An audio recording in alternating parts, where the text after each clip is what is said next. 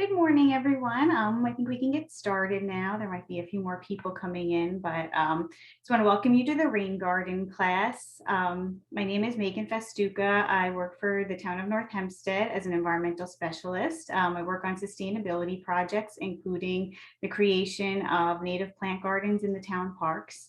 And I want to thank everyone very much for joining us this morning. Before we start, I just want to remind you that you're muted. So if you have any questions during the presentation, you can type them in the chat box at any time. And we are going to pause at a couple of intervals during the presentation and then after the presentation to answer them. To reach the chat box, if you don't know, just hover your mouse at the bottom of the Zoom screen and then click chat. And then that'll bring up the side panel and then you can type your questions in there. We are recording this workshop, so if you want to go back and watch anything later, I'll email a link to everyone most likely next week at some point. So now I am pleased to introduce Rusty Schmidt, who is a landscape ecologist for the environmental consulting firm Nelson Pope and Voorhees, and he's also the president of the Long Island Native Plant Initiative. He works on a multitude of projects involving the creation of rain gardens and native plantings on Long Island. He's very passionate about his work and has been a great resource for me in my work for the town, as well as with planting native plants in my own home. So if Rusty, if you can please share your screen, I will stop sharing mine and then we can get started.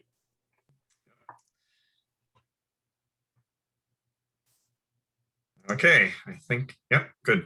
Yep. So, yep, so good. Yes, thank you very much. I'm Rusty Schmidt. I'm a landscape ecologist with Nelson Pope Voorhees. Just to get you started is that I moved to Long Island 8 years ago from Minnesota. So I do have the long O, not the long A. I do say things a little bit more Minnesotan, and you'll just have to get used to it, I think. As we go, I will pause numerous times throughout the entire presentation. So, pass your questions through as you need. So rain gardens, we're going to just talk about rain gardens throughout the entire presentation and why they're so important, especially here on the North Shore. So, there we go. So why are we talking about rain gardens or all of these things anyway? To begin with, it's really about clean water. It's what we want. We have these great lakes and bays, streams, and then of course the sound and the ocean on the other end, that we have all this great water all the way around us that is doing okay. And what we want to do is protect and provide that clean water. But what we have done, and we've been doing it for a very long time, is created issues. So if you look at the upper left quadrant of this graphic, when the rains fall, 40% of the rain that lands on the ground evapotranspirates or transpires by trees back into the atmosphere, and 50% goes back into the groundwater, either through the shallow or deep groundwater infiltration, and only 10% of that water actually runs off the landscape. What we've done is we've built here, and in suburbia, and then think about your own property. On your property, we have created anywhere between 30 and 50% impervious surface. And impervious surface is something that doesn't allow water to hit the ground and soak into the ground. And those things are things like the roof of your house, the shed, the sidewalk, the driveway, the street out front. And when that happens, what happens is we've changed from 50% of the water, or 90% of the water going up or down, to 70% of the water going up or down. So 35 evapotranspirating, and only 35% of that water going back into the groundwater. And we have increased the amount of runoff by 300-fold to 30% of the water running off the landscape. And that's not even New York City, in the next graphic. So this is just kind of what we live in, and we have caused this through our construction. It's not, and so it's one of the many reasons why we have more frequent and more severe flooding issues.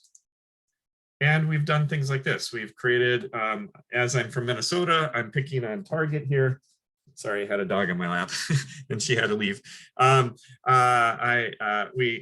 pick on Target because they're a Minnesota company, but we have these big parking lots, acres and acres of parking lot, and all these big stores, and there's just no green space for water to soak in the ground. So that's even more water that we're running off the landscape.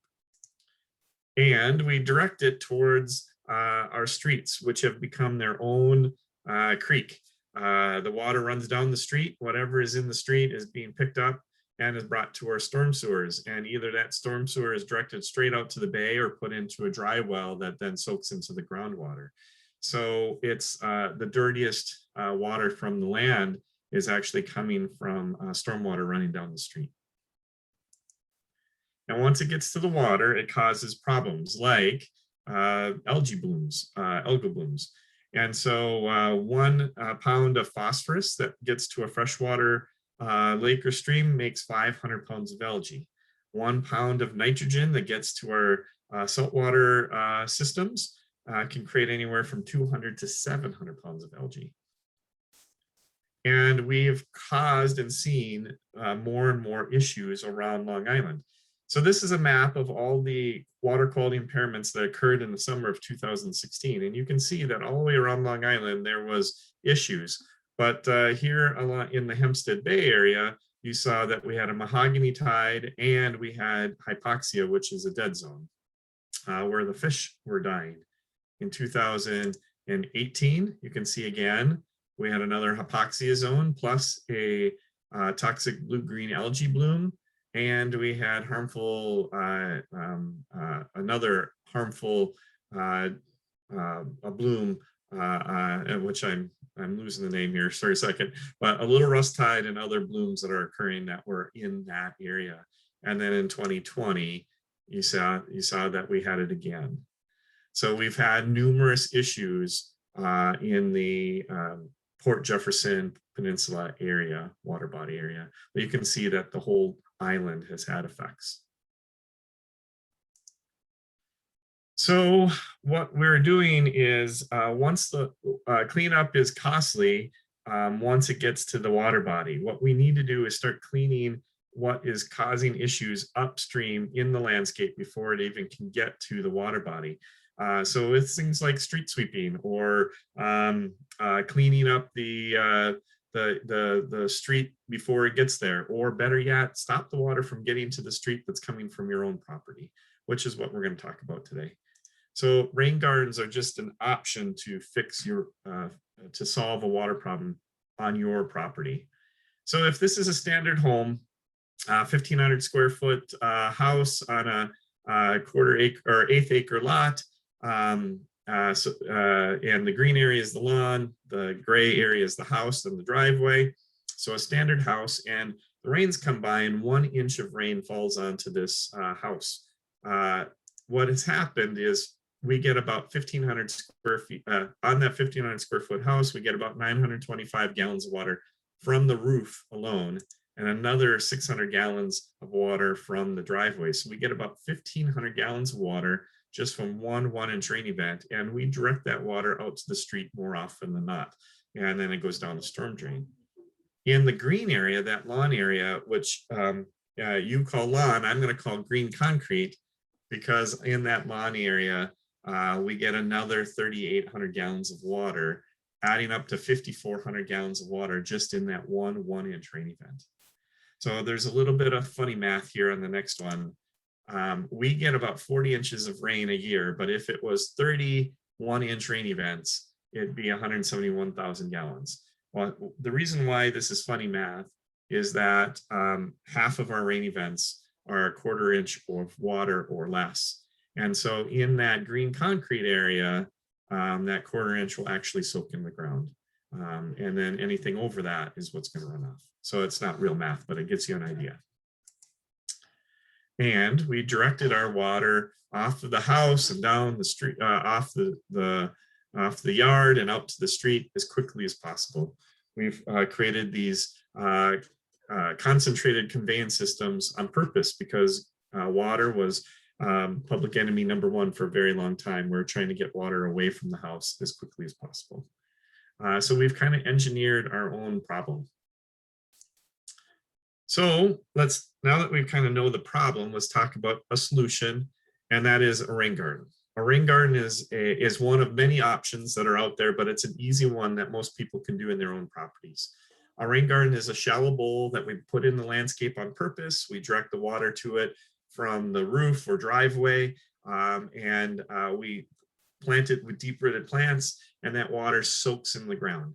If the water sits there for longer in a day, it's not a rain garden. If the water comes into the site, soaks in a day, and soaks into the ground in a day or less, it is considered a rain garden. If it sits there longer, it's a pond, a swamp, or something else. If there's koi swimming in it, it's not a rain garden. So we want to have a shallow bowl that drains quickly. So why rain gardens? It's really about that clean water. We're trying to protect the water that's going to the Long Island Sound. And if we take that rain garden and we cut it in half, so you can kind of see what's going on, we do number one, we direct that water from the driveway or surface or out number two, a pipe into this shallow bowl. The bowl is 6 to 12 inches deep. The water fills that bowl, stops, and has a chance to soak in the ground, which is number three. And so we soak in as much of that water as possible in that ground, in that healthy soil with those deep-rooted plants. That water is getting cleaned and cooled within 2 to 3 feet underneath that soil. The water is getting to drinkable, clean standards, getting back into our groundwater. We're pulling out the nutrients, the heavy metals, the petroleum products, anything that might be in that water. Number four is an emergency outlet. If we have too much water, we need to have an outlet for it. And it doesn't matter how much you dislike neighbors, we can't direct it into the neighbor's house. So we have to have a safe outlet. Where the water currently is running across your property is probably okay. And then number five is deep-rooted plants. And I'll explain the deep-rooted plants in a second. But that's kind of the start of it. So I'm going to stop right there for just a second. Does anybody have any questions? As of now, I don't see any in the chat, but please do, if you have any questions, just continuously type them in. And then as we take these breaks, we can answer anything that you have. No problem. I can't see the chat, so you're going to have to pop in when that happens. All right. And I turned off the chat on purpose so I don't get distracted. Okay, so we like planting these gardens with native plants. Why natives? Most people think it's because of the birds and the butterflies, and that's true. It's habitat, and on our second talk, I'll talk more about that. But the main reason for me for rain gardens, it's about the roots. Turf grass has roots that are only a couple inches deep, and our native plants have roots that are multiple feet deep. So this native grass that I pulled out has a root at 1 foot before I broke it. And it went a lot further than that. I couldn't dig any deeper quick enough. And so what has happened is those roots are significantly less. So the reason why that's important is all plants, whether it's your lawn grass, your herb garden in your window, your tomato plants in your vegetable garden, the trees, the shrubs, and the grasses, all the plants around the world, they slough off 1/3 of their roots annually. They stop growing 1/3 of their plants, and then they put out new roots looking for new nutrients and new water. The old root is actually the important part for me. That old root dies, decays, breaks down, and leaves a hole in the soil. And so what happens is we call those macropores or root channels. And what happens with those holes is that when water finds the surface, it runs down those holes. It's like a reverse straw. And so the deeper the root, the further the water soaks in the ground. That's the reason why even in our sandy conditions on much of Long Island, turf grass still sloughs off a lot of water off the landscape, and only 1/4 of an inch of a 1-inch rain event actually soaks in the ground, where our deeper roots do much better at that. So some of our plant roots, so this is turf grass on the far left of Kentucky bluegrass, 2 inches up, 2 inches down. Here's purple coneflower, one of the, it's actually not native to Long Island, but everyone kind of seems to know about this plant. It is native to the United States, but not to New York or Long Island. but it has roots that are 6 feet deep. Little blue stem, one of the common, and big blue stem, one of the common grasses you find along the Fire Island area or in the Hempstead Plains. They're kind of tall, a little bit more tall, but they have roots that are around 8 feet deep. One of my favorite ones, and you can find it on the High Line in New York City, is lead plant. It has, it's kind of has silvery leaves, has purple flower. It kind of looks more like a bush. It's a couple feet tall, but it has roots that go down 15 feet. Same with some of our native sunflowers. So there's a whole bunch of really cool plants out there that have very deep roots. And if you don't quite trust my graphic here, this was I took my daughter down to Washington, D.C. For spring break a number of years ago. And when we were down there, they had a display at the botanical gardens, at the Washington Botanical Garden. And this display was showing the depth of roots. And you can see that most of these are prairie plants, but a lot of these plants are found right here in Long Island. And you can see above ground the plant, and below the ground that they pulled out all these roots, that you can see that they're tied up. So this poor gal here is probably 5'4". These roots are probably about 8 feet, and you can see that some of them are still tied up. So you can see that these roots go very, very deep. Why this is important. Not only does it allow water to soak in the ground, but when plants are in soil, there's a whole new ecosystem in that soil. There's mycorrhizas, bacteria, fungi that are associated with the roots that grab the nutrients as the water passes by, pulls it out of the soil or out of the water, breaks it down for the plants to absorb, or at the top of the surface, that healthy soil has bacteria in it, and it will grab the hydrocarbons, the petroleum products, are caught in the top 4 centimeters of the soil and absorbed and chemically broken down or biologically broken down with bacteria. The harmful bacteria that are causing beach closures, when they find these rain gardens, the healthy soils then develop protozoa. So if you go back to your high school biology class, you looked in the microscope, there's those little amoeba protozoas that are going around and eating the bacterias. And so that we can actually get 100% of those harmful bacteria out of that stormwater with having healthy soils. And the same with heavy metals. Heavy metals are chemically bound in the top 4 centimeters. That's how we get to that clean water. And the deeper the roots, the more opportunity for grabbing all those nutrients and other chemicals that may be in the water, and either absorb them, capture them, chemically bind them, or biologically eat them or break them down. So now we did that. One of the things that I want to go talk about is that the town of North Hempstead has a native plant residential rebate pilot program that they're starting this year, including offering opportunities to put in rain gardens or native plantings throughout your yard. You can, to find out more information, it's a first come, first served basis. It's about $500 per household.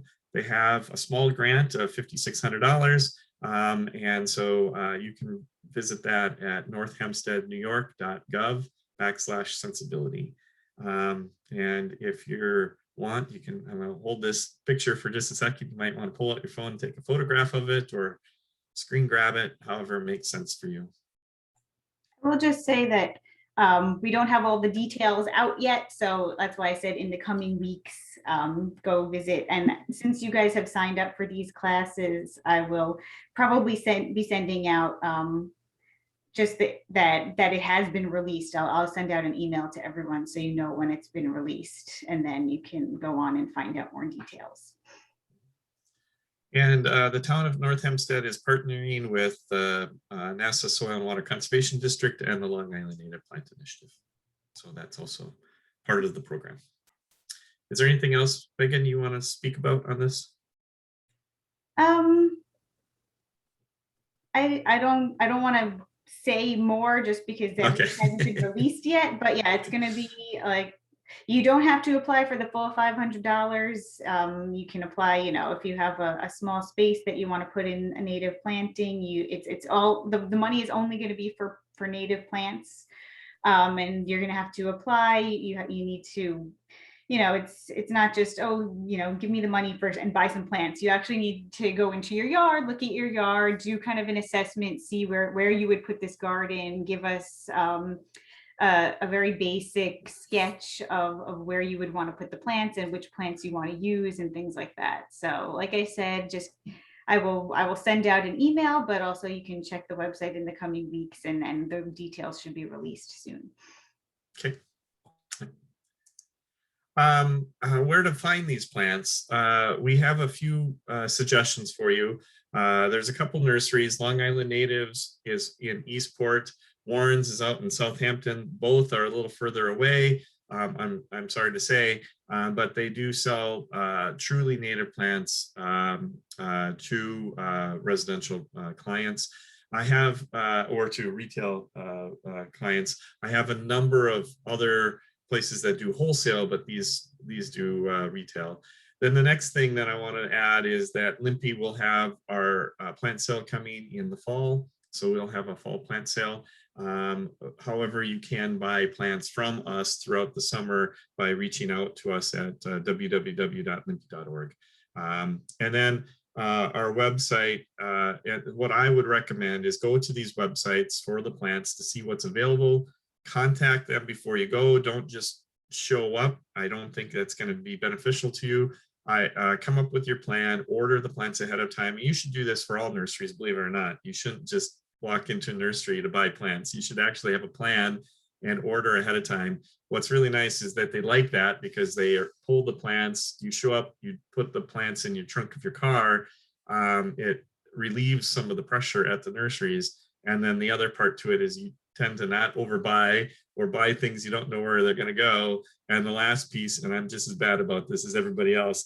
And then but you can still do a little impulse buying after the plants are in your trunk and you see how little space you have left. You can fill that hole with going around and seeing if there's anything else that you'd like.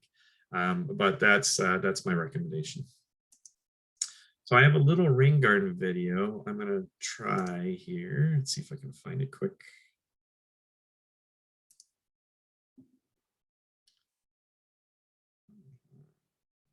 There it is. I think you can see this. Right now there's water running down the street, falls into this little curb opening and filling up this rain garden. Sorry, Rusty, I'm not seeing it. Oh, you don't see it? Yeah, it's just showing like the file.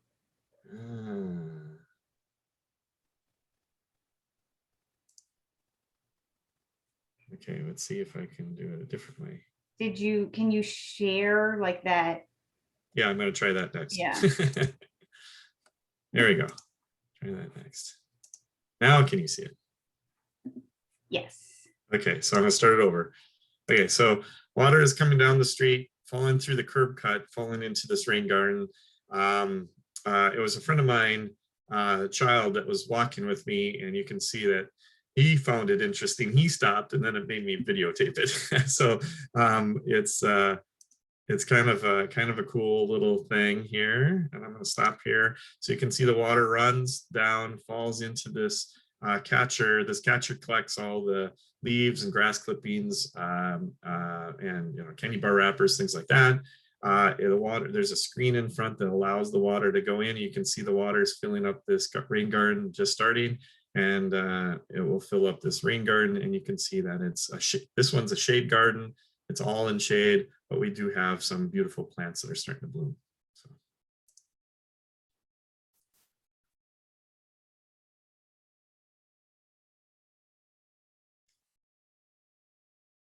Okay, so I'll stop that one, go back to the original. So that's just generally how a rain garden works. So I want to show you how well they work. So this is a study that we did in Burnsville, Minnesota. Similar, the water comes down the street, falls through these curb cuts, fills in these gardens. These gardens are 9 inches. So if deep, so if it's full and I step in the middle, it will come up 9 inches up my leg, and fully planted. So how we did this is we took 2 neighborhoods that directed water to this intersection. At that intersection in the catch basins, we put in water quality and water quantity meters in the basin, so we can measure how much water and what is the quality of water that was coming from those neighborhoods going into the catch basins. And then those catch basins directed water straight out to Crystal Lake, which was 2 blocks away to the south. The city of Burnsville is a 3rd or 4th ring suburb to the city of Minneapolis. This is I-35. It goes all the way down to Texas. The Mall of America is right about here. Minneapolis is up here. So this is right nearby to the city. So then once we put in the meters, what we did is we measured for 2 years. And then after we did that, we then on the 3rd year, we put in rain gardens.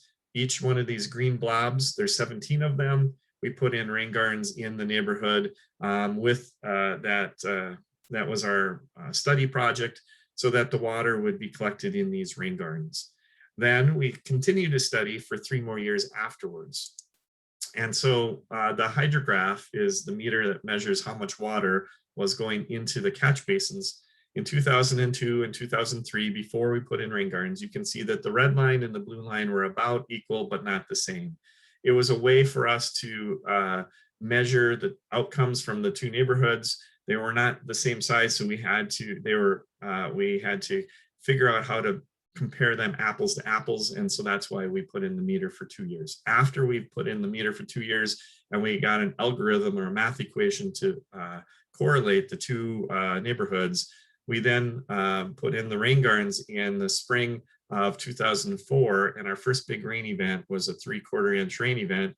The blue line is the neighborhood without rain gardens, and the little red squiggle is the amount of water that went into the catch basin from the neighborhood with rain gardens. In 2004, 83% of the rain that fell on the neighborhood with rain gardens never made it to the catch basin. 83% of the rain that fell in that neighborhood went into the rain gardens, got soaked into the groundwater, got cleaned and cooled, still went out to Crystal Lake, but it took it 2 months or 2 weeks to get to Crystal Lake instead of 2 minutes, and clean that water. In 2005, it was 90%. And in 2006, it was 93%. It never got over 93%. It never could. We get big storms in Minnesota, just like we get big storms here in Long Island. And so water does bypass those rain gardens when we get those big storms. But with that said, we captured 93% of that rain in these rain gardens, and they look pretty darn cool. So this is August of 2004. We planted it in May, remember? So this is that same year, just later in the season, and you can see 1 rain garden in the foreground and 3 across the street. This is October of that same year. And they change month to month. Each month it looks, every 2 weeks actually, they look different, and they change as they go. So here's another good pause. Does anybody have any questions? Yes, we actually do have a few questions. One person asked, would you please mention the names of the native plants with long roots? Which that's a lot of native plants, but maybe the ones you mean from the picture that you were showing. Oh yeah, so there's a whole bunch, lots and lots actually. Pretty much anything that is grasses and flowers. Most of the plants that are found, grasses and flowers found here in Long Island, are deep-rooted plants. But some of the ones that we did mention that I wanted to point out is, or actually I'll just do the ones right here in front of me in this picture. So this is Carl Forster's reed grass. This is feather reed grass. This is a native grass. This is a cultivar of the native. This sedum, that has about 6-foot roots. These sedums have roots that are about 2 to 3 feet. It's not native, but it looks kind of cool. These purple flowers are New England aster. They have roots that are about 3 to 4 feet deep. These sedges here that look like grasses, they have roots, are actually kind of shallow, but go out really far, wide. It looks like we have a rose here. So those, that's one of the native roses. So they probably have roots in that 4 or 5 foot range. And it's our native rose. Let's see, what else do I have in this picture? We'll go back one more. Oh, so a non-native daylily here has roots that are at least a foot deep. That's still 4 times better than our lawn grass. But so some of the ones that I like to use in rain gardens, and they're just not pictured in this picture at the moment, are things like Liatris blazing stars. Blazing stars have roots that can, depending on the species, can go anywhere from 5 to 15 feet, depending on the species.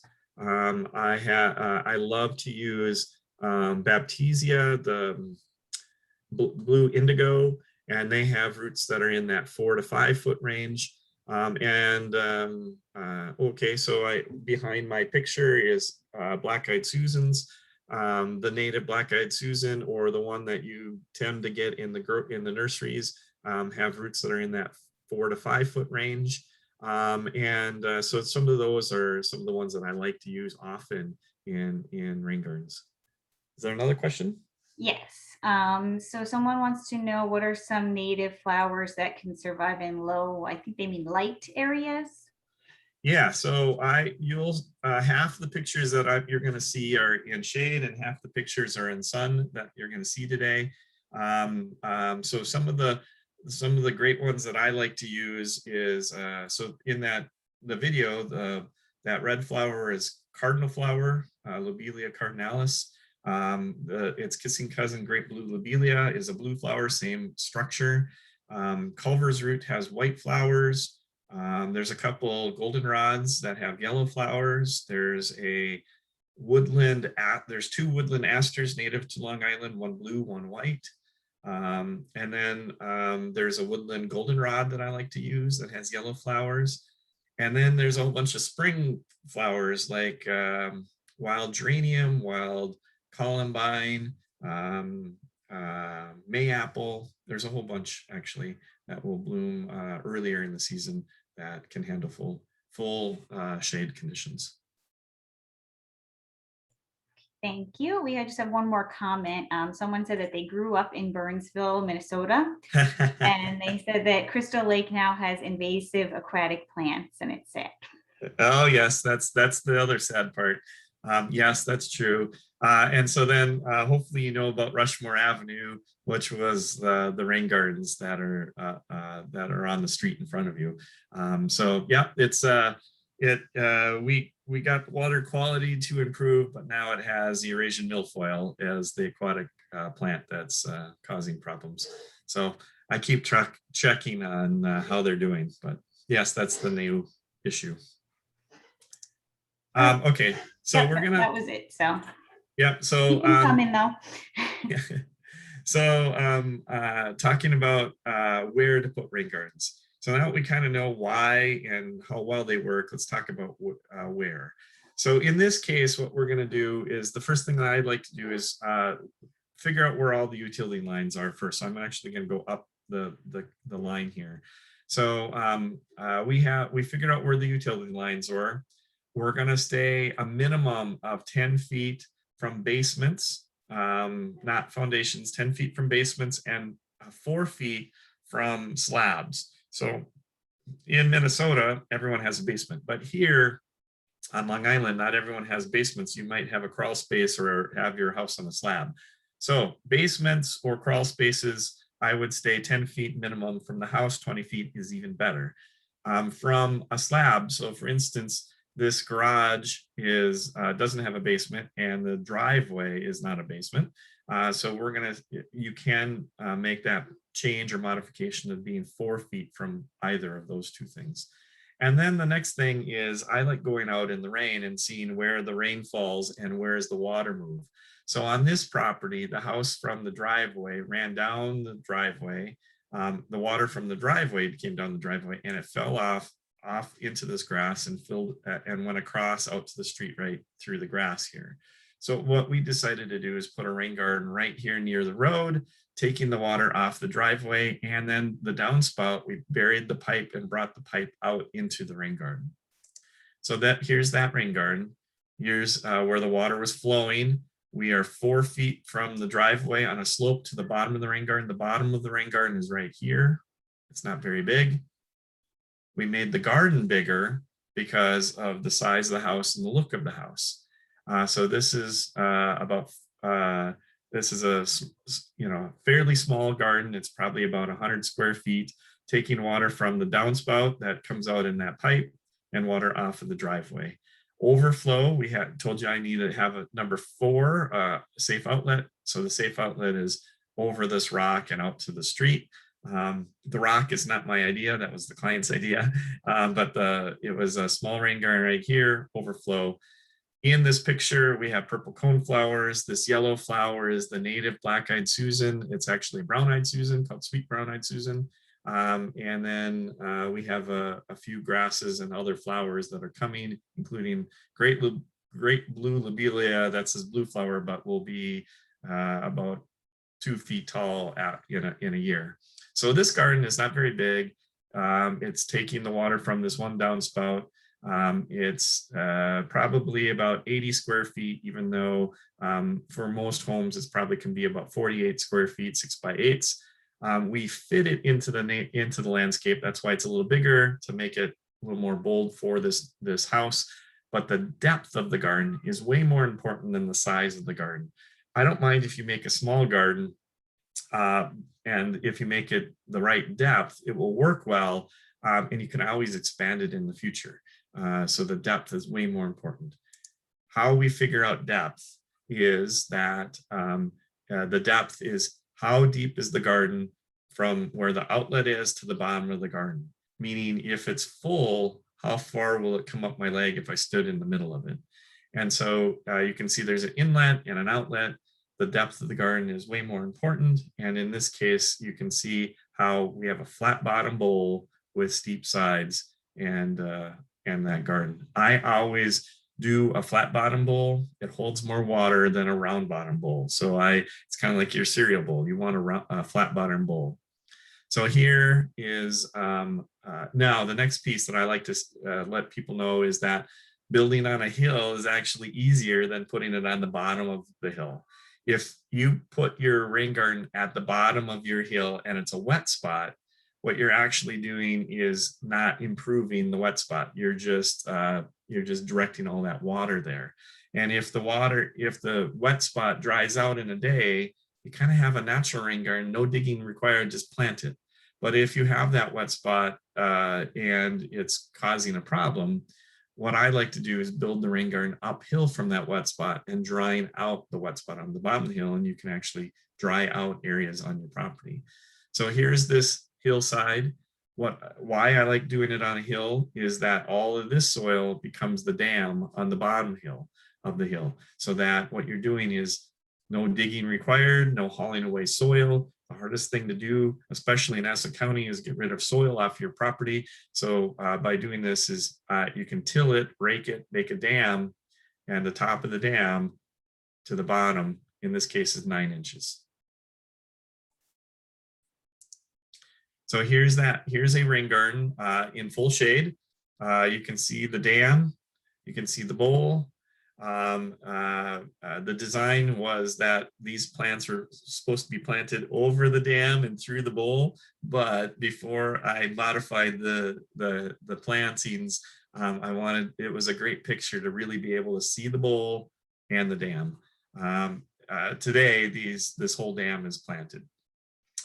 Here's the outlet. It's 10 feet from the house, and then the rain garden. What's kind of interesting about this is when the water comes in and fills this bowl up, instead of the water allowing it to go over the dam, this is the next low spot. So the water comes in, fills in the garden. When it's full, the water goes out right here and around the rain garden instead of over the dam. If it runs down that slope over the dam, you could cause a little erosion. So we're protecting it a little bit. Here's other walls or dams that could be used. In this case, we used rock. All these rocks came out of the digging of this rain garden. This gentleman said he had a rocky yard. I didn't quite believe him until we actually put all the rocks here. This at this home, the lady had a very steep hillside. So what we did is we built up terraces, put in these rain gardens, terrace, rain garden, terrace, rain garden. And so each one of these is 6 inches deep, and the water comes in on the top from the house, overflows into each one. And you can see we just got it planted. There's a patio that goes in here, and she has steps up the side that are not quite complete. You can have a more formal wall. This one is a rain garden that the water comes out this downspout, fills in this rain garden. It's again about 6-8 inches deep and overflows the wall. Or what we've also done is you can put it in combination. You can put the water into a rain barrel, and the rain barrel overflows to a rain garden that's just off view.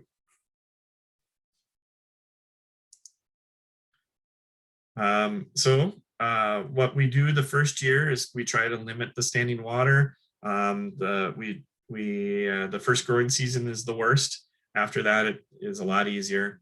So what we're doing is we want water in here, but when the plants, if the water is taller than the plants, you could kill the plants. Once the plants get established, you won't kill the plants, and you'll never water this rain garden again, though you may need to that first year.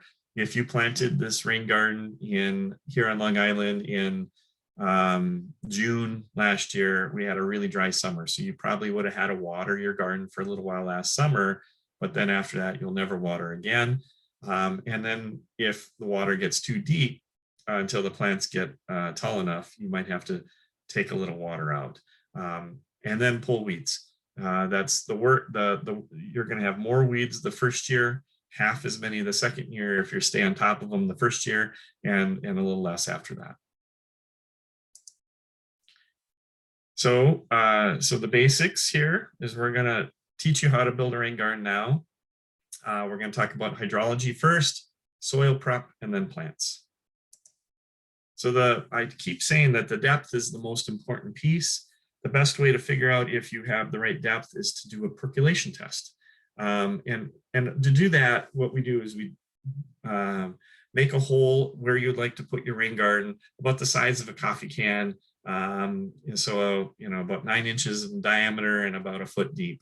And once you've gotten that roughed up coffee can, I fill up the hole with water, and then I use a popsicle stick, or you can use a twig or your credit card. If you use your credit card, let me know, I'll come by and help. And then what we'll do is put that tongue depressor or popsicle stick right at the surface of the water and let that water soak in the ground. And so then what you're going to do is you come back 1 hour later and you do the measurements, and then that'll help you determine what's going on. So if the water soaks in 1/4 of an inch and the popsicle stick's at the top of the water, and you measure from the popsicle stick down and it's soaked into the ground 1/4 of an inch in an hour, how much water will soak in the ground in 24 hours? So you take 1/4 of an inch, you multiply it by 24 hours, and you get 6 inches. So you're going to make your rain garden 6 inches deep. If the water soaks in twice as fast, 1/2 of an inch in an hour, 1/2 inch times 24, you can make your rain garden 12 inches deep. Here on Long Island, we have a lot of sand. That water might soak in the ground 6 to 10 inches in an hour. That doesn't mean you're going to make deep rain gardens. The maximum depth of your rain garden is still 12 inches. So what you're going to do is that helps you understand your plants, and you change your plants to the soil regime. How fast will that water soak in the ground? So you're going to want dry plants when it's really fast, and plants that can handle a little more moisture when it's shallow. So then we got to get the water out to the garden. You can just extend downspouts all the way out. It's ugly, but it works. It's fine to do that. I like these boxes. This is an NDS box. You can find them in Home Depot or Lowe's over in the plumbing section. or Ace Hardware, whichever you like. These boxes are 9 inches across, 12 inches deep. You just put it right next to the house. And because of the radiant heat from the house, they won't freeze in the winter time. The water goes into the box, and in the bottom of the box is a pipe, and then you bring that pipe all the way out to your rain garden. Or you could put in a French drain. A French drain is just a trench backfilled with rock with a drain tile or a pipe with holes in it in the bottom. So if you don't have very much space between your homes, but the water sits there, you can put in a French drain and bring the water out to the front yard or backyard, whichever is downhill. You can also do something a little more glorified. So this is a dry creek bed on the right or on the top left. So what happens here is the water falls into this ditch and or a dry creek bed and runs out to a rain garden downhill. Or in your driveway, you can put in a trench drain. So the water coming down the driveway falls in the trench drain, is directed out to a rain garden to the side. And you can push water underneath sidewalks. So in this case, the water was falling into this, the downspout was falling into this little bit of planting bed and then running down the driveway. What we wanted to do is get the rain garden on the other side of the sidewalk. So what we did is we cut a trench and got a pipe, solid white PVC pipe that is 2 feet longer than the width of the sidewalk. So this sidewalk was 6 feet, so we got an 8-foot pipe. And then what we did was we cut a trench, put the pipe in the bottom of that trench so that the top of the pipe is a few inches lower than the sidewalk. Then what we did is once we got that all set up, and that's the hardest part, the rest goes easy, is that you get your garden hose, you put it into the pipe, you turn on the water full blast, and then you wiggle the pipe side to side. And as you're wiggling that pipe, the water is pushing out the mud out the back of the pipe, and you just keep pushing on the pipe and you just slowly push it underneath the sidewalk to the other side. On the other side of the sidewalk, you cut a hole that you're aiming at. And then when you pop out on the other side, you just do a little plumbing. Occasionally you find a rock and you might want to have a rubber hammer nearby to give it a little encouragement. Out of 100 times that I do this, 1 out of 100, I get a rock that's too big that I can't get around. It's very rare, but it happens. And when that happens, what you have to do is start over. You're 1 in 100. So I'm sorry to say you just got lucky, and maybe go buy a lottery ticket. And then once you get to the other side, it pops out on the other side. You just clean out the mud. A lot of the mud has lubricated the pipe to get through, but is also pushed and compacted the mud around the pipe. So it actually, believe it or not, is more solid when you're done. And then you just hook up your plumbing to get the water on the other side. So garden prep, I'm going to walk you through how to build a rain garden one time here with a client that I had a long time ago. So what we did is we're going to pull out this sod and put a rain garden right here. It's exactly 10 feet from this basement, and it's 4 feet from this porch, no basement, just on a slab. So we're going to put a rain garden right here. We follow the rules barely. So the first thing that we did is I have a white rope in the back of my car on purpose. I have the client lay it out, or I lay it out. In this case, the client put it out.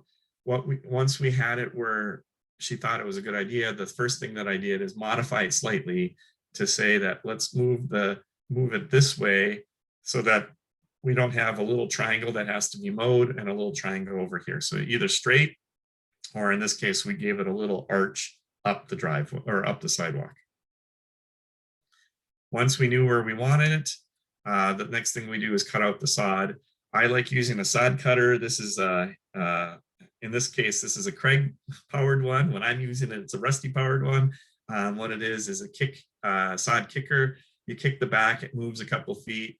You back it up a little bit, you kick it and moves a couple of feet, and you cut sod into strips. You can rent these at the rental centers for $15 for the day, or you can get a mechanical one.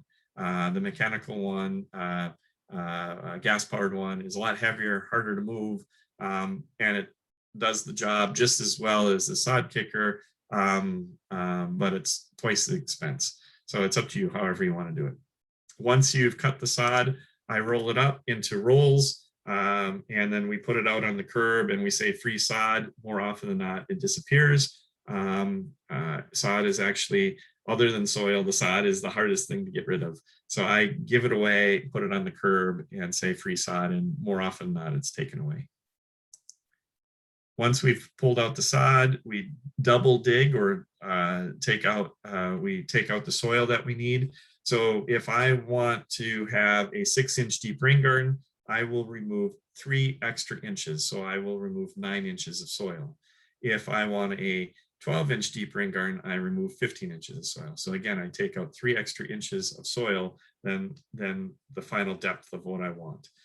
So once we've dug out that garden, to the depth that I want, I then take a tiller, your pitchforks or your shovel, and loosen the soil down another 9 to 12 inches, just to make sure that you have nice loose soil as deep as a shovel. What I tend to do is, if I can drop the shovel in the middle of the garden and it sticks and stands upright, I know that I've loosened the soil well enough that I can go further. After I've loosened that soil and removed what I needed, I now add compost. And I put just nice black compost on top, 3 inches thick, and mix it in. Again, it's for the organic, for the plantings. It also holds water a little bit, and it will provide opportunities for those plants to take off very well. And then that's the reason why you took out 3 extra inches. So if I've taken out 9 inches, put 3 inches of compost back in, mix it in, it ends up being 6 inches deep. And then we rake it out and smooth it out, get a flat bottom bowl. Once we're happy with that, I have a laser level that I can measure things and make sure everything is at the right depth. Or you might want to do a string level, which I'll talk about a little bit, but you want to make sure it's the right depth all the way through. And then we mulch and plant. I always mulch first. The reason behind it is I always have a crew working with me. If we step in there with the mulch down, it actually decreases the amount of weight. And I have a little trick for you. What I like to do is I plant my biggest plot first. So once we've got the mulch down, I put all the plants out. I go out there and I plant the biggest plant first. So I move the mulch, I dig out the hole, plant my plant. Once my plant's in place, and I put the mulch back, I now have an empty pot. So then I go to the next big pot and I take the mulch and put it in that pot, do my planting. When I'm done, now I have 2 empty pots. I put mulch in one and soil in the other, and just keep going until I'm done with planting. Or if you're going to plant first, then mulch, here's the other trick that you do. You plant your plant, you take your empty pot, you put it over the pot plant. And so that when you're done, you have a whole bunch of upside down pots all the way through the garden, so that when you throw the mulch or put mulch in, you're not crushing plants. And when you're done, you just pick up the plants or pots and the mulch falls against the stems. So I have tricks for everything. I'm going to do this one more time, go through the garden. This is an old friend of mine who's teaching this garden. So what we've done, Mike Eisensee said, I got a rain garden class to teach. Come on out to this park. And when you get out there, you get a shovel and a pair of gloves and you're going to help build a garden. So he does it a little differently than I did. But anyway, here we go. He's got a little kidney bean cut out. What they did is they tilled it and raked the soil into that berm. Once the soil is nice and loose, he put down, and he got it where he wanted it. He put out stakes on either side of the garden, and then a string level. So string level is a little bubble bob that you can put on the string that you can get for 90 cents at any Ace Hardware. And then what you're doing is, once the string is level, You measure from the string to the top of the dam, and then the string to the bottom of the garden. And the difference is the depth of your garden. So if it's 18 inches to the bottom of the garden and 12 inches to the top of the berm, 18 minus 12 is 6 inches. You have a 6-inch deep rain garden. And so what I do is I put a whole bunch of stakes around here and move the string, mark it, move the string and measure so I can get it right everywhere that I want it. Once we've gotten the soil in and the compost in, I like putting an edger around the outside edge so that we're using an edging tool here. This is an old plastic edger. I don't like plastic edgers. I like, bricks or concrete pavers, something that's flat and level. Why those edgers work great is it kind of keeps the mulch in and the grass out. But then when you go to mow, it's easy to put your wheel on. What I also like to do, why I also like to do this is that if you cut it with the way we do here on the Long Island area and the East Coast, is if you go and cut it all the time, you eventually build up a little berm on the outside and prevents the water from getting into your rain garden. So I like doing it this way to keep the water from, or allow the water to keep going into the rain garden. We put compost down on the outside, seeded this with grass seed. We're putting in mulch right now. And then we planted it.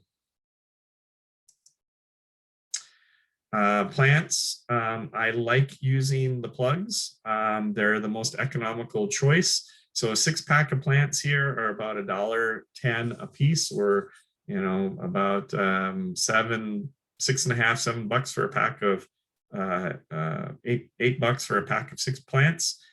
These quarts are a little more expensive, $4 to $8 depending on where you go and what they are. Then gallon pots are $10 to $12–15, and then these big 2-gallon pots are up to $24. What you're doing is you're buying time, and these plants have, when they're at the nurseries, are getting perfect everything, and you're now putting them in a stressful condition. I have found that the smaller the plant, the higher success rate I have with plants. The reason for that is that you're taking them out of this perfect water, sun, fertilizer, everything, and putting them into a stressful condition. But I've had better success with smaller plants than I have with bigger plants with surviving with better survival rates. So I think I'm going to stop there. Does anybody have any questions? I just see one additional question. Someone wanted to know what that box drain was that sits right next to the house that you can get from. Yeah, so it's called an NDS box.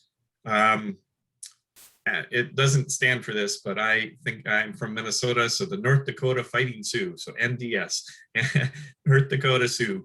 That's how I remember it. But you can find it in the plumbing department in either Home Depot or Lowe's. Home Depot, I think it's usually aisle 16, about 3/4 of the way down on the right. So, and they're about $35 to $40 a piece. They're not that expensive. Right, that's all I'm seeing now. So I guess we can continue. But again, if you have questions, just keep putting them in there. Okay, no problem. So now we want to plant the plants. And I told you earlier that we're going to change the plants to fit the water regime. So so this is the one that you might want to write down a note for a second. If your rain garden is 10 inches or less from when you've tested it earlier, that means you have a little more clay, your water is going to sit there a little longer, and you're going to have more damp soils. And so what we're going to do is we're going to pick plants that can handle average to moist soil conditions and put them in the bottom of your rain garden.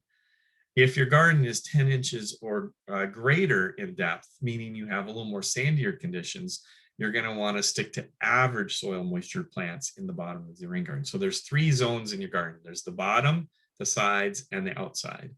In the bottom of the garden, 9 inches or less, I'm going to stick to moist soil moisture tolerant plants. Average up the sides, and average to dry on the outside. And it makes a lot of sense when you think about it. In the garden that is 10 inches or greater, you have a little more sandier conditions. The water will soak in the ground faster. I would choose plants that have average moisture tolerances on the bottom, average to dry up the sides and dry on the outside. So now I told you that, you're going to ask, how do I know what the soil moisture is for all these plants? You believe it or not, all the catalogs out there, nursery catalogs and or plant tags actually tell what the soil moisture tolerances are. And so and it's usually found in 4 different types. It's either wet, average, moist, and dry. Wet moisture tolerant plants are the plants that you find most often in the wetlands. We're actually not going to use those. Even though rain is in the name and rain gardens in the name, and we're sending water here on purpose, the water soaks in the ground too fast for those plants. Some of the most common plants that people like to use in that are wet moisture tolerant plants that don't work very well in rain gardens are things like marsh marigolds and arrowhead and the bulrushes and things like that. They just don't work. We want to pick plants that are moist moisture tolerance or less. In the moist moisture tolerant plants, those are the plants you would find near wetlands, but not in the wetlands. So for instance, blue flag iris is a beautiful native iris that's found here in Long Island that has a moist moisture tolerant plant. And I would put it in the gardens that are 9 inches or less in the bottom of the garden. In the gardens that are 10 inches or greater, I wouldn't use it. I would throw those plants out and only use average and dry.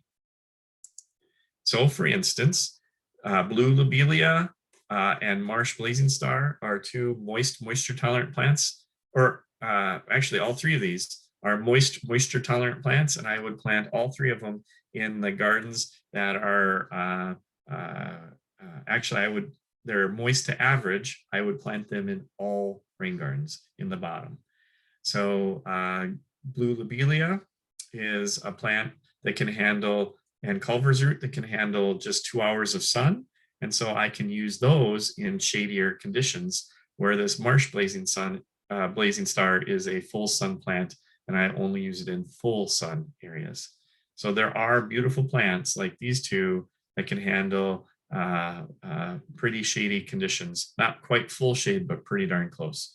So blue lobelia, Culver's root, and marsh blazing star are all average to moist moisture conditions. I could plant them in any rain garden here on Long Island in the bottoms, and I would choose plants due to sun. And more people kill plants due to sun regime than any other reason. They plant shady plants in sunny conditions and sunny plants in shady conditions. When I see somebody planting a hosta in full sun, I do stop and get out of the car. Why are you putting a plant in a stressful condition for the rest of their lives? Why not put them in a position that they're going to have more success? So choose the right plant for the right condition. Plant size. Some plants are a little too big. Joe Pye weed, the native Joe Pye weed, maculatum or purpureum, there's a couple different varieties. They all are kind of tall, 5 to 7 feet tall. Maybe perfect for in front of the neighbor's hot tub or screening, terrible in front of your picture window. So pick the right plant for the right area for size. Marsh milkweed is 4 to 5 foot plant. Both of these plants are average to moist soil regimes and can get and both can get kind of tall. If you want the height, you can plant shrubs and trees.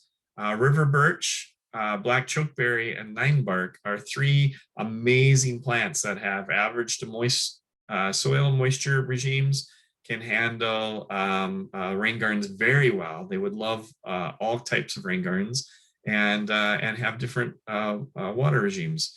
Have different sun regime levels. 9-bark needs a little more sun. Glossy black chokeberry, Aronia melanocarpa, can handle just a few hours of sun. So they can handle, part shade, full sun to part sun. River birch, full sun to part sun. Some plants are a little aggressive. I'm not talking invasive. Invasive plants are totally different. Some plants are just a little aggressive. So this disobedient plant, obedient plant, wants to take over the world. It seeds like prolifically and will take over your garden. So be careful on some plants. And when it says aggressive, you just know on the labels, on the tags, you know that they're a little they want to keep spreading. In a wild open space, big deal, no big, let them go. But if you want a more organized garden in your front yard, then it might not be the right choice for you. And there's a ton of grasses and sedges. Sedges are herbs that look like grasses. So the 4 on the right are all sedges. They have these really cool seed heads that give their name. One of my favorites that's not shown is Carrick's Gray Eye or Mace Sedge. It has a big light green, looks like a mace head that's about the size of a $50. It's really quite a stunning plant, and it blooms, it comes out really early. So anyway, these 3 sedges are 3 great plants. And then little blue stem or purple love grass is another good one, are pretty underutilized ornamental grasses that are native here to Long Island.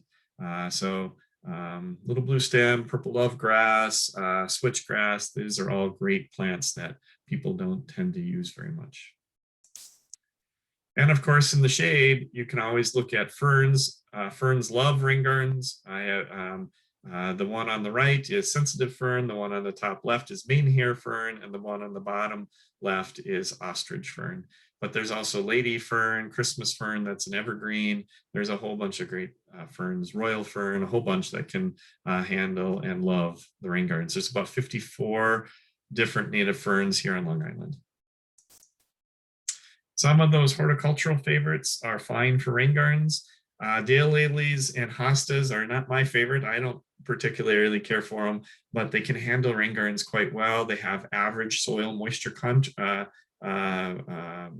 moisture ability. So you put them on the sides of your rain garden in deep or in shallow rain gardens, and you can put them in the bottom of rain gardens for the ones that are a little deeper. The red twig dogwood is a native, but this is a cultivar of the native. Same with the blueberries. I personally like the native blueberry and the native red twig dogwood, but there are cultivars that are built for different reasons. I do put fruits into my rain gardens, and I do eat the fruits. I don't put things like vegetables like potatoes or carrots, things that are root vegetables. They don't do very well, or the leafy vegetables. I stick to only fruit bearing things like blueberries or strawberries or things like that, and we'll use them. And then some of these other favorite native varieties. These are a few of my favorites that can be used or near native. So the purple coneflower and this black-eyed Susan technically are not native to Long Island, but I like using them. Natives here, butterfly milkweed, the blazing stars, the monardas, the bee balms, the asters. These are all amazing plants that I like to use in rain gardens. So if you're trying to do both water quality and you have a flooding problem, the other thing that we're doing here on Long Island is using the dry wells for emergency flooding. So for instance, in the city of or the village of Northport, where I live, we're taking the water off of the road, falling it into a rain garden. The water, the first 1.5 inches of rain stays in the rain garden and soaks in the ground. Anything over that will go into the dry well and go into a big basin underneath the ground. So we're getting the water quality by cleaning that water, going through that healthy soils, and we're getting volume of water and reducing the amount of water that could get to Main Street and cause flooding issues. So here's a rain garden that that we put in at the Sisters of St. Joseph. This is the pre-picture. Every time it rained here at the Sisters in Brentwood, we got a flooding problem on the driveway. And so what we did is this privet hedge behind it was where the catch basin was supposed to be. And so we got rid of the privet hedge, this little island we turned into a rain garden, and I'm going to walk you through how we did that. So we kept the catch basin. There's another catch basin in the street that was on the wrong side. We left that one in as well. We dug out the garden 1 foot deep. lower than this catch basin. So now the water can get through that privet into this basin. We've loosened the soil and we're putting in compost to mix that in right now and getting it a foot deep. And then we're going to put down the mulch. So here we got everything dug out, and now we're starting to put the mulch in, and we're smoothing out the mulch. And it's a little thick, but we're spreading it. After we got all the mulch in, we had a lot of plants. It was like 1,000 plants, and we planted throughout this entire basin. So we just laid out all the plants, and we're starting to plant. What happened was we chose the hottest day of the year to plant.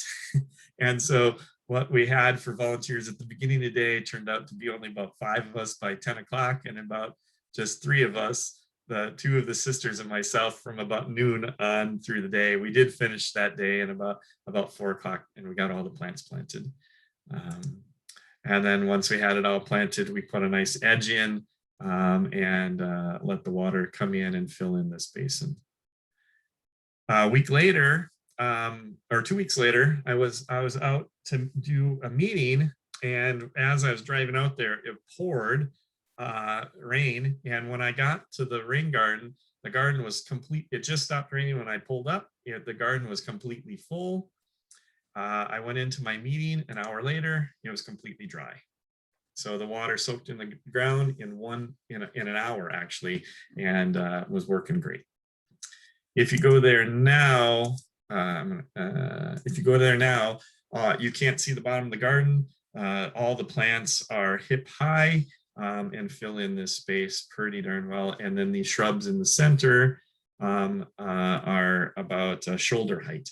And we have a nice sign there, and we have plants that are all the way up to the edge now. So you have this curb and then plants all the way around. Walk you through a few more. This house, we're going to put a little rain garden right here, a little half moon. We're keeping the foundation planting right where it is. It doesn't change. You can see there's a slope here. So we're going to put a rain garden down here. We're going to slope, put a little ditch slope into the rain garden. So that slope is right here. Here's the rain garden that we're digging in, half moon. It's 48 square feet. It's 12 feet long, 4 feet wide. We put a little fabric over the berm to protect it, though we don't do that anymore. And we planted it. So we only have 2 plants in here because we had this great foundation planting behind it. We have blue flag iris in the center, and we have pussy toes over the berm. 2 kind of cool spring blooming plants. That's the same garden from the other side. If you go there now, it's all irises. There's no space in between, and all these pussy toes have filled in, and there's no space in between either. There's that river birch that was already there. Some other evergreens and other foundation plantings. I have another one where this is a small yard. The water came off the house, no downspout, no gutters, and fell along the house and was getting into the house. This is a 1900s. It was an 1890 Victorian house that was built. And so what we did is we put in a French drain. We lined the French drain with plastic, and we got the water that fell from the house into the French drain. And we actually resolved the problem of water getting into the basement. Then the French drain fell into a ditch. We're going to put a bridge over the ditch, and we're going to put a rain garden in the foreground. We're just starting to dig everything out. So here's our French drain. There's our little ditch, our bridge that we're putting in, and a rain garden. Here it was after it was completed. So there's that ditch planted in the ditch, bridge over this, and a little rain garden here.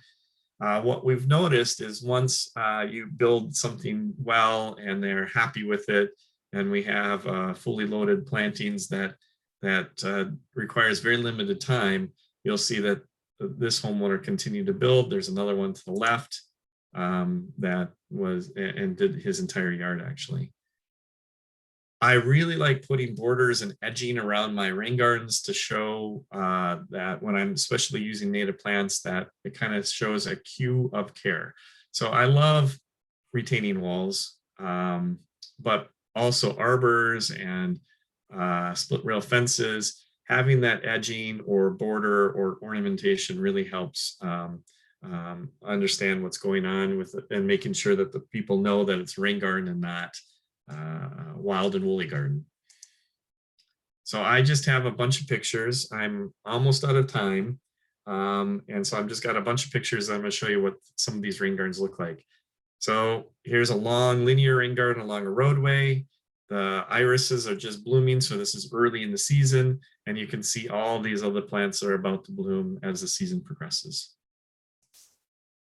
A very wild and woolly one. This is actually in Minneapolis. This is a super block.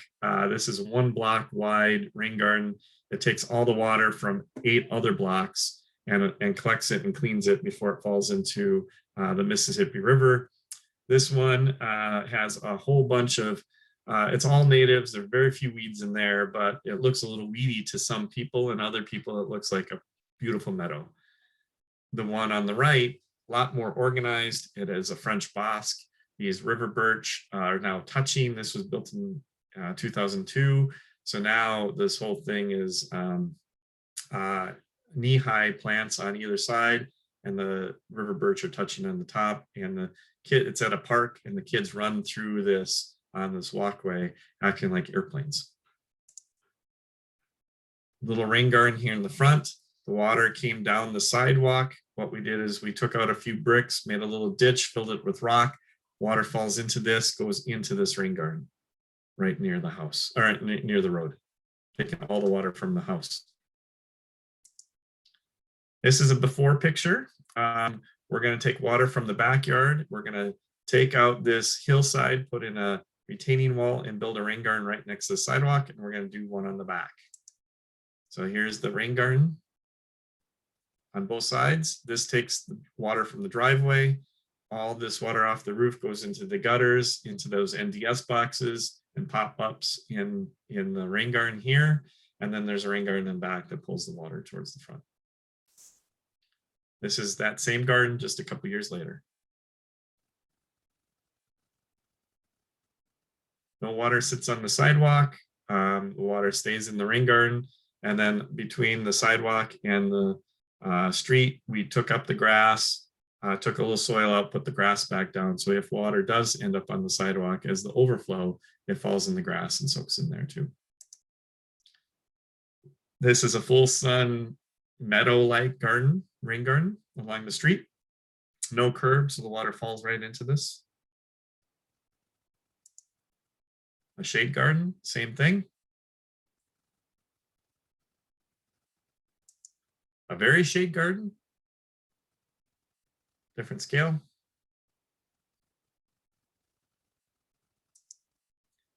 More formal garden in front of a business. Everything is organized in a structure.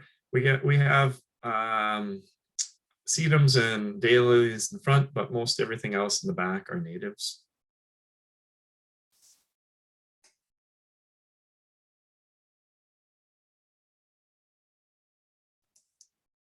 One of my favorite rain gardens along the street. There's an inlet on both corners. The water fills in this garden. On New York, the best place to put a hydrangea is put a hydrangea in the rain garden. Hydrangeas have hydro in the name. They love water. So the more water they get, the happier they are. So in my opinion, here on Long Island, especially in our sandy areas, the only place to put a hydrangea is in rain gardens. So you don't have to water them and have irrigation systems for them. This one's in Muttontown. This is a rain garden that's taking water from the road and from the parking lot at the Nassau Soil and Water Conservation District. Church area, taking water off of the building of the church, little dry creek bed that goes through it, and rain garden all the way through. One of my favorite gardens for its simplicity This is a dentist's office. All the water came into this basin that we put in a rain garden. The maintenance man said he didn't know the difference between a pansy and a petunia. So I said, do you know the difference between a shrub and anything else? And he said, yes. And so what I did is I planted it in 2 shrubs. And then I told him if it's not a shrub, you kill it. So 5 years later, we have red twig dogwood in the center and fragrant low growth sumac around the outside. Another one of these where the water is coming down the street. We have it falling off of the curb through the grass strip into this rain garden. This is still under construction. This is after construction. You can see how much water is filling up this rain garden, taking all the water off the street. They don't have to be very big. This is taking water off the patio and actually off of the roadway here, filling up this little rain garden. And you can see that there's a whole bunch down the street, down this little alley of a townhome complex. Or you could make them a little more formal. This was one that is very formal, that is in a townhome complex where the water is filling in this space here. So I think I'm out of time. I have other pictures, so I'll gladly take any questions, and I'll just keep flipping the pictures every once in a while when somebody has a, as we're talking or as I'm answering questions, if that works for you, Megan. I don't see any additional questions. So if you want to keep going through some more pictures for the last few minutes of the presentation, and if anyone does have any questions, they can put them in and I'll just stop you if I see any questions come in. Mm-hmm. Sounds good. And if somebody wants to unmute and ask a question, that's fine too, actually. I don't mind that. So here's, this was my old, my daughter's school when she was in the 3rd grade. The water came off this parking lot. And so what we did is we put in, my daughter's 26 now, so this is a long time ago. But what we did is we replaced this area, put in a riser, and made this a rain garden. So we put in the riser, it holds 6 inches of water. We didn't even kill the grass, we just mulched over it and got it thick enough to keep to kill the grass, and then we planted it. Every time I work with kids, it always seems to rain. I don't know why. But anyway, we got it planted. Each child got a 6-pack of plants and a trowel, and they planted everything a foot apart. There's no design because they were never going to follow it anyway. This is, sorry. I thought there was an after picture. It's amazing. It's so full that there's no chance for any weeds to get in, and the kids love it. And it's been there for whatever, a long time now, I guess about 18 years. So it's doing great. Is there, did I think I saw a blip? Is there a question? Someone said fantastic, thanks. So. Great presentation. Yeah, I like it. So here's another water problem. The water you can see sits on the street. And what we did is we're going to put in rain gardens on the 3 corners to take the water off the street. So one on this side and one on each corner. So this is the corner of the street. So the water was sitting here. After we're done, you can see it's raining. The water, I tend to go back out when it's raining. You can see that the rain gardens here, this pink flower is pink turtle heads. This is all shade, by the way. So we got turtle heads, a native coral bell, a grass. So we got a whole bunch of things going on here. Geraniums. I gotta put on my glasses. Hold on. What else do I have? Sweet brown-eyed Susan that can handle more shade. So there's a few different things here. Some aronia, black chokeberry shrub. This is fox sedge, the sedge, the grass. That tree never moved. We just built a wall and put everything else in front of it. So foam flower, some turtle heads, things like that. So you don't have to be full sun. And these were all the neighbors that got together to build these things. So I'm out of things. I will, if there's any other questions. Someone said, so informative and eye-opening, thank you, with lots of exclamation points.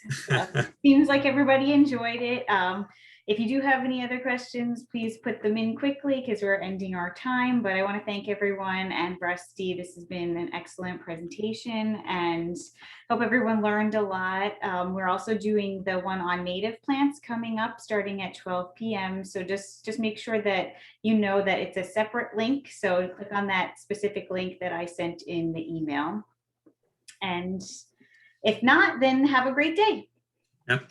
Well, and if you have any other questions that come in, put your email in there. If we don't get them answered right now, we'll send a note. Okay. Thank you everyone again. And if you're sticking around for the native plant one, we will see you in a half hour. Okay. Thank you.